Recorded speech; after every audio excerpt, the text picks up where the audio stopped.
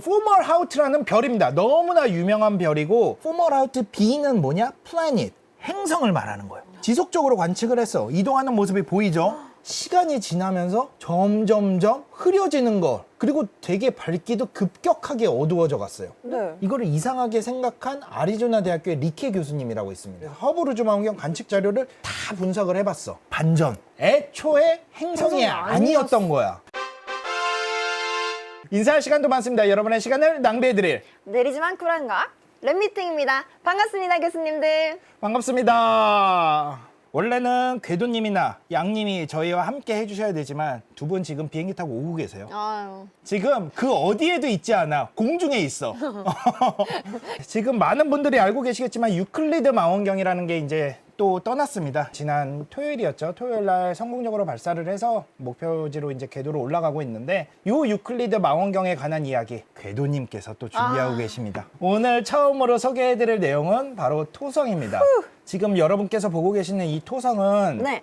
허블 우주망원경이 찍은 거예요. 선명한 줄무늬가 보이죠? 진짜 앞권은 띠예요. 그 어느 행성보다 뚜렷하고 아름다운 고리를 가지고 있는 이 토성의 고리만큼 아름다운 고리는 없다. 제가 왜 이 사진을 보여드리나, 궤도님이 그렇게 애타게 찾던 제임스 웹 우주망원경으로 찍은 토성의 모습이 공개가 되었습니다. 토성 하면은 우리가 반드시 알아야 하는 탐사선이 있어요. 그 탐사선에 대한 이야기를 잠깐 해볼 텐데, 다음 카시니 탐사선입니다. 사실은 이 카시니라는 이름이 네. 지오바니 카시니라는 17세기에 이탈리아의 천문학자의 이름을 따서 만들어진 건데, 후에는 프랑스에서 활동하기도 했었거든요. 네. 지오바니 카시니는 연주시차라는 게 있어요. 네. 여기가 태양이 있죠. 여기가 여름이라고 쳐봐. 6개월 후에는 여기가 있겠지. 겨울이죠. 네.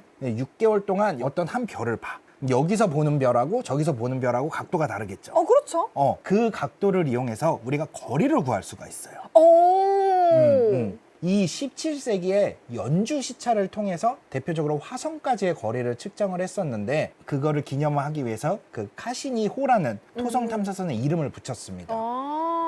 그래서 이 카시니호는 2004년도에 토성 궤도에 진입을 해요. 발사는 1997년도에 하거든요. 그러니까 97년도에 발사를 해서 2017년, 거의 20년 동안 임무를 수행을 한 다음에 토성으로 다이빙을 하면서 장렬하게 임무를 마쳤습니다. 그 사이에 여러분들이 볼 수 있는 토성의 진짜 아름다운 모습들이 되게 많이 공개가 됐었거든요. 대표적인 게 이런 모습입니다. 카시니호가 찍은 토성의 모습인데요. 너무 아름답죠. 너무 아름답네요. 네, 그리고 우리가 일반적으로 알고 있는 링뿐만 아니라 그 주위에 조금은 희미한 링의 모습까지 다 네, 링이 엄청 많네요. 엄청 많아요. 주로 얼음이나 물로 형성이 되어 있는데, 네. 여름에 보면은 수영장이나 놀이동산 가면 막 물 뿌려주는 것들 있잖아. 네네네, 시원하라고. 네네네. 그런 거 있잖아요. 네. 그런 것들처럼 거울 주위에 크기가 작지만 물방울 알갱이 입자들이 모여서 연하게 이렇게 띠를 형성을 하고 있는 거고, 가운데 짙은 고리들은 이제 큰 얼음 알갱이라든지 이런 것들이 있어서 그렇게 뚜렷하게 보이는 거예요. 네, 이 모습도 카시니호가 찍은 겁니다. 저 북반구 예쁘다. 위쪽에 보시면은 뭐 소용돌이 같은 구름이 막 이렇게 지나가요. 토성 내부에서 엄청나게 큰 소용돌이가 일어나고 있는 모습이 확인이 된 거예요. 2010년 12월부터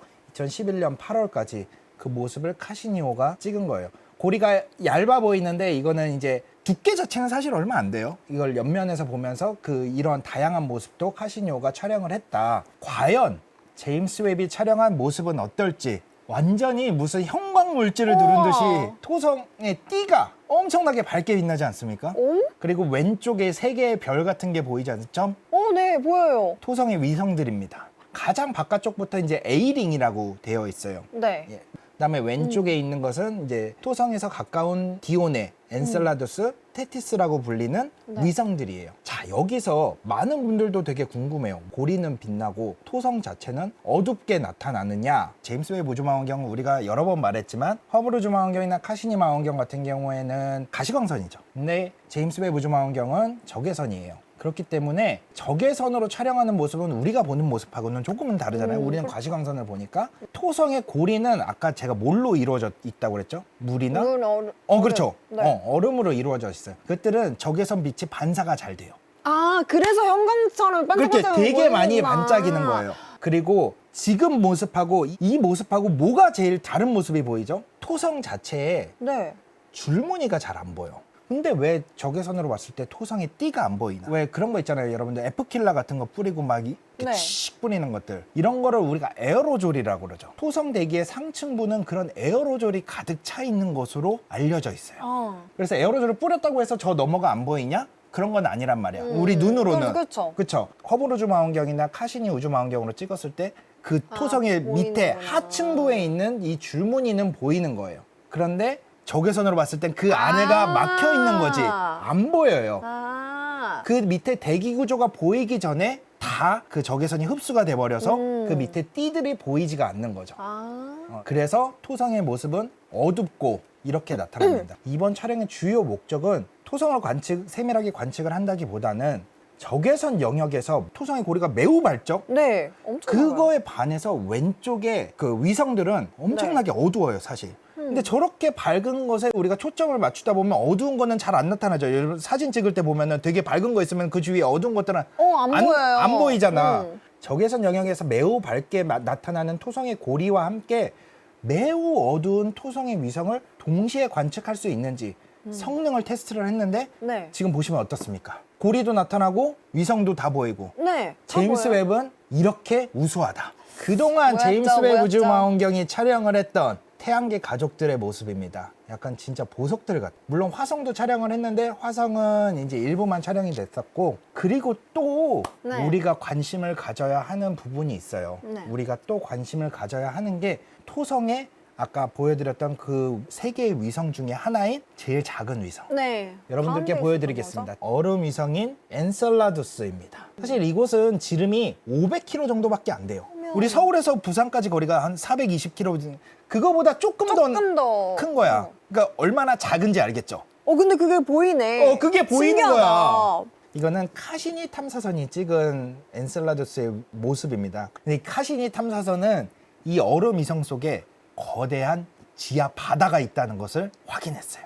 어떻게? 눈으로 본 거지. 우와. 물이 뿜어지는 게 보이잖아요. 우와. 표면에 갈라진 틈 사이로 뿜어져 나오고 있는 우주로 뿜어내는 물, 이제 우주의 간헐천이라고 얘기를 하는데, 그런 모습을 카시니오는 직접 탐사를 했고 저 물 사이로 지나도 갑니다. 근데 저 물이 저 지하에서는 액체 상태로 존재를 하겠지만 뭐 지하 내부에 열도 있을 거고 그다음에 압력 때문에 액체로 존재를 하고 있을 테지만 밖에 나오면 어떻게 되겠어요? 얼지? 네, 얼음으로 쫙 된단 말이야. 그러니까 나오는 순간 막 얼음으로 쫙 뿜어내는 거지. 약간 눈 뿌리듯이 쫙. 그렇지. 이게 어떤 식으로 물을 뿜고 있는지 카시니호가 관측한 그 모습을 제가 영상으로 준비를 해봤습니다.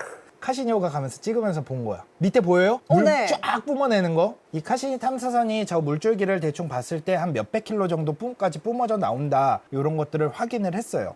그리고 지나가면서 어떤 성분이 있는지도 확인을 했는데 이 토성의 고리와 가깝게 돌고 있어요. 사실은 토성의 고리 속을 돌고 있는데 이 토성의 고리에 지속적으로 저렇게 물을 공급을 합니다. 이렇게 우주 공간에 나오면은 바로 얼음이 되잖아요. 네. 그래서 토성의 가장 바깥 고리인, 우리 아까 A 링도 있었고 B도 있었고 C도 있었고 뭐 안쪽으로 갈수록 있는데 또 바깥쪽에 E 링, F 링 이런 게 있어. 그럼 이 친구가 ABCD 그거에 영향을 줘요? 그렇죠. 이 링에 지속적으로 얼음을 공급을 합니다. 이 링 속에 엔셀라두스가 저렇게 들어가 있어. 그래서 이 링을 형성을 하고 있는 저 얼음의 대부분은 이제 엔셀라두스에서 뿜어져 나오는 거예요. 밑에 플룸이라고 되어 있는 거는 뭔지 알죠? 이렇게 뿜어져 나오는 네. 이런 모양을 플룸이라고 하는데, 엔셀라두스가 저 토성 주위를 33일, 거의 한 달에 한 번씩 돌아. 토성의 가장 바깥 고리인 이 링, 이 고리에 지속적으로 얼음을 공급을 하고 있는 원천 중에 하나가 바로 이 엔셀라두스에서 나오는 물이고, 위성 자체가 너무 작기 때문에 지구에 있는 물하고는 비교를 할 수가 없어요, 솔직히 말해서. 그럼에도 불구하고 지구 속에 물을 차지하고 있는 양과 그다음에 엔셀라두스에서 물을 차지하고 있는 양을 비교를 해보면 엔셀라두스에서 차지하고 있는 물의 양이 훨씬 많습니다. 포션이. 우리는 표면에만 이렇게 바닷물이 있잖아. 네. 근데 쟤는 지하 속이 꽉 차 있는 거야, 물의 양이. 제임스 웹 우주망원경 관측을 하면은 이 물에 어떤 성분이 있는지를 찾아낼 수가 있어. 그래서 봤더니 탄소, 산소, 질소, 황, 인산염 이런 게 있어. 이게 뭐냐? 우리 몸에서 생명체를 구성을 하는 모든 성분들이에요.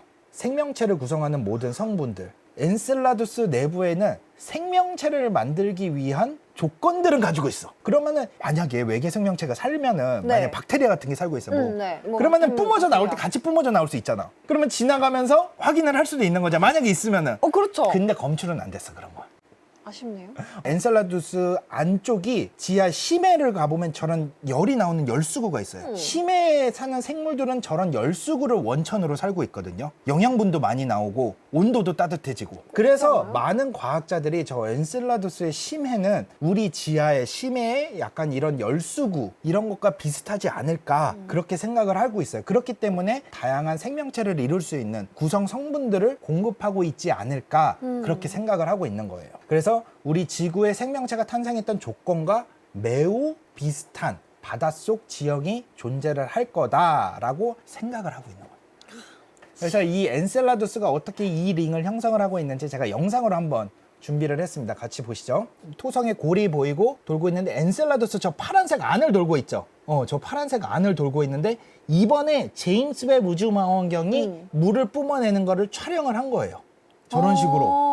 사실은 이미지를 관측을 하면 여러 픽셀들이 있잖아요. 근데 네. 엔셀라두스 너무 작잖아. 500kg잖아. 한 픽셀에 들어가요. 까만 네모의 한 픽셀에 엔셀라두스가 딱 들어갑니다. 그리고 수증기가 몇백 킬로라고 생각을 하면 우리가 카르만 라인이라고 그래서 지구에서 100km 정도면은 네. 우주라고 생각을 하는데 엔셀라두스에서 나오는 물줄기는 몇백 킬로인 거야. 그렇게 엄청나게 높은 높이인데 이번에 제임스 웹이 관측을 했더니 약 10,000km에 가까운 수증기의 기둥이 관측이 되었습니다. 그러니까 눈에 보이는 건 몇백 킬로였는데 적외선으로 관측을 했더니 몇만 킬로에 가까운 수증기 기둥이 나오는 거였지. 10,000km만 얼마나 되는지 알아요? 서울에서 LA 거리까지가 거의 한 9,500km야. 그러게 압력이 그렇죠. 이 압력은 어디서 나오냐? 토성이 엔셀라두스를 끌어당기는 힘, 조성력이라고 하는데 네. 그것 때문에 이제 표면이 갈라지는 거지. 그 갈라진 틈 사이로 이제 이렇게 당기는 힘이 있잖아.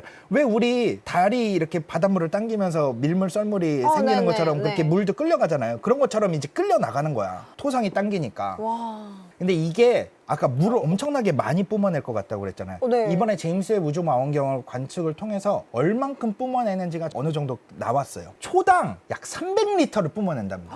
1초에 300리터. 1초당? 올림픽 수영장에 물을 다 채우는 게 이 초당 300리터로 하면은 몇 시간이면 채운대요. 호수에 물 주는 거 있잖아. 이걸로 치면은 2주 걸린대. 그 물이 계속 나온다는 거 자체가 그렇지. 너무 그러니까 그 신기한 안에 거죠. 물이 얼마나 많은 그러니까 거야. 그게 너무 신기한 거예요. 이게 엔셀라두스가 저 가운데 있죠. 보이죠? 네. 이렇게 이 링에 물을 공급하는데 뿜어져 나오는 물의 한 30%는 이 링에 머물고 70%는 다른 고리를 형성하고 또 다른 위성이라든지 이런 데 물을 공급하는데 30%만으로도 저렇게 링을 만들어내는 거야. 아니 근데 그럼 거의 진짜 물 주는 친구네요. 약간 다 물조리개야. 공급해주는 거야. 물조리개 진짜. 왼쪽 아래에 있는 모습이 제임스 웹 우주망원경이 관측한 모습이에요. 엔셀라두스는 저 한 픽셀에 들어있죠. 그리고 플룸이라고 되어 있는 게 이제 물줄기예요. 뿜어져 나오는 물줄기 핑크색으로 점점 되어 있죠. 네. 플룸이라고 되어 있는 게 이제 그래프에서 보면 맨 위에요. 물 성분이 명확하게 있는 게 보여요. 지금 보시면은 오른쪽에 IFU 스펙트로스코피라고 되어 있어요. 이 IFU 관측이 뭐냐면은 각 픽셀의 개별 스펙트럼, 그러니까 이 성분들이 어떻게 있는지 개별 스펙트럼하고 이미지를 동시에 캡처를 할 수 있는, 이미지를 보면서 거기에 무슨 다 성분이 있는지를 있는지. 다 체크를 할 수 있다. 저런 성분 그래프를 만들어낼 수 있다. 엔셀라두스는 궤도를 따라 돌면서 자기가 뿜은 물을 자기가 다시 회수할 것도 같다. 저도 그렇게 생각합니다. 그것도 가능할 것 같네요. 가능할 것 같아요. 표면에 이제 다시 앉으면은 얼음이 되는 거죠. 자, 그래서 첫 번째로 준비한 소식은 여기까지. 다음으로 가보도록 하겠습니다. 이제 제임스 웹 우주망원경이 찍었던 포멀하우트라는 별입니다. 너무나 유명한 별이고 지구나 태양이나 같다고 쳤을 때 한 25광년 정도 떨어져 있어요. 아주 가까운 거예요. 아주 광년. 네. 근데 태양과 비교를 했을 때는 엄청나게 큰 별이에요. 태양이 G타입이라고 하는 별인데 네. 포멀하우트라고 하는 별은 A타입 스타예요. 그러니까 훨씬 크고 훨씬 밝은 별이에요. 약 나이가 2, 3억 년밖에 안 됐어. 아니 우리 지구하고 태양계 나이가 그쵸? 46억 년인데. 아, 그럼요. 2억 년밖에 안 됐네요. 애기야 애기. 그래서 이 애기별에 대해서 관심이 있을 수밖에 없는 이유가 뭐죠? 그렇죠. 그렇기 때문에 주위에 먼지 구름들이 아직 많이 있습니다.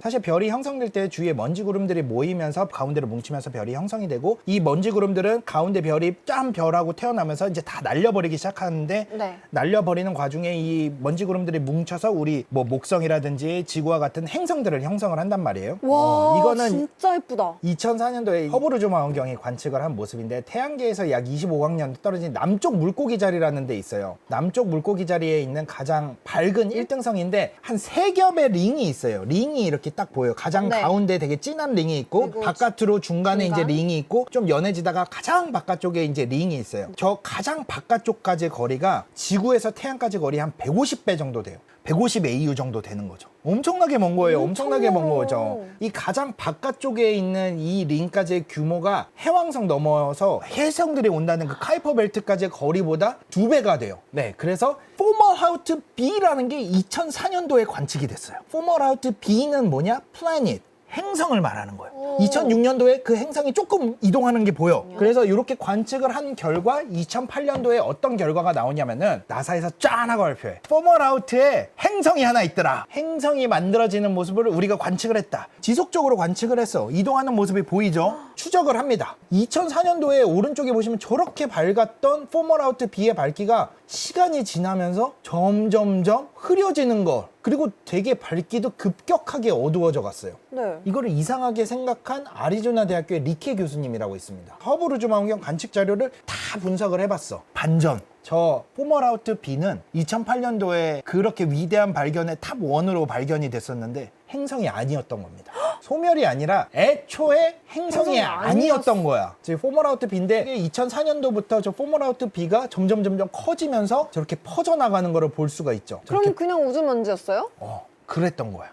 포멀아우트 B의 정체가 과거에 어떤 두 개의 특정한 천체가 충돌을 하면서 만들어낸 먼지 구름일 가능성이 높다는 거지. 그래서 포멀아우트 B는 공식적으로 2020년도에 행성이 아님을 공표가 됐어요. 행성이 아님을. 그래서 이번에 공개된 제임스 웹 우주 망원경의 자료에 보시면 포멀아우트 B라고 안 돼 있고 그레이트 더스트 클라우드라고 되어 있어요. 충돌의 순간을 우리가 마침 봤던 거지. 근데 또 그걸 또 캐치를 해서 또 그렇게 했다는 것 자체가 신기하고 재밌는 스토리가 되었네요. 또. 맞아요. 제가 이 이야기를 드리는 이유는 포멀아우트 하면 아직도 거기 돌고 있는 행성이 있는데 이로 기억을 하시는 분들이 되게 많아요. 그거를 이번에 제임스 웹 우주 망원경에 왜 포멀아우트 B가 안 나왔지? 라는 배경 설명을 조금 드리기 위해서 제가 이렇게 준비를 해봤습니다. 저희가 여러분들께 알려드리는 내용이 있잖아요. 이 내용은 국제천문연맹의 대중활동 분과가 있는데 거기서 사실 인정을 받았습니다. 아주 제임스 웹 우주 망원경에 대한 설명을 하는 것으로 좋은 예로 이렇게 소개가 되었어요. 저희 안될과학이 전 세계적으로 설명이 되어 있습니다. 그래서 STSCI에서 이제 제임스 웹과 관련된 여러 가지 인포그래픽들을 영어로 만들어내잖아요. 네. 이런 활동을 인정받아서 한국어로 직접 만들어주겠다. 우와! 그거 대단한 거 아니에요, 진짜? 본사에서 여러분들도 활용할 수 있고 나중에 누구나 볼 수 있게 쉽게 접근할 수 있게 한국어로 만들어 줄 테니까 너네가 번역을 좀 해봐라. 한국천문연구원과 안될과학이 힘을 합쳐서 번역을 완료했습니다. 그래서 그 크레딧에 Unreal Science가 들어갑니다. 와, 영광입니다. 그러니까 그 자료는 지금 작업 중이에요. STSCI에서. 저희 큰일 하고 있습니다. 큰일 하고 있으니까 영광이네요. 여러분들 많이 사랑해 주세요. 계속 가보도록 할게요. 네. 나사의 제임스 웹 우주 망원경이 또 이제 지구에 물이 너무나 풍부하게 있잖아요. 네. 지구뿐만 아니라 아까 엔셀라두스라든지 상당히 우리 태양계에 물이 부족하지가 않아요. 이 풍부한 물의 기원을 연구하는 태양계 과학자들이 오랫동안 추구해온 과학적 돌파구를 하나 찾아내는 제임스 웹 그 관측 결과를 공개를 했습니다. 예전에 우리 지구에서 물이 어떻게 생성이 됐냐 그런 거를 얘기를 해봤을 때 아주 혜성 같은 소행성 충돌을 통해서 물이 외부에서 지구로 전달이 되면서 지구에 물이 형성이 됐을 거다라고 얘기를 하는데 그 근본적인 혜성 주변에서 이렇게 수증기를 처음으로 관측을 한 거예요. 그동안 혜성에서 우리가 물이 있을 것이다. 이런 것들은 알고는 있었어요. 이 가스, 그러니까 특히 수증기를 뿜어내는 모습을 처음으로 관측을 한 겁니다. 오른쪽은 그 모습을 찍은 게 아니에요. 네. 이제 그 왼쪽의 모습을 바탕으로 이제 Artist Illustrator. Got it. 그런데 이 혜성을 측정을 하면서 되게 희한한 결과를 알아냈어요. 인사할 시간도 많습니다. 여러분의 시간을 낭비해드릴 느리지만 쿨한 과학 랩미팅이었습니다. 감사합니다, 교수님들. 감사합니다. 좋은 저녁 되세요.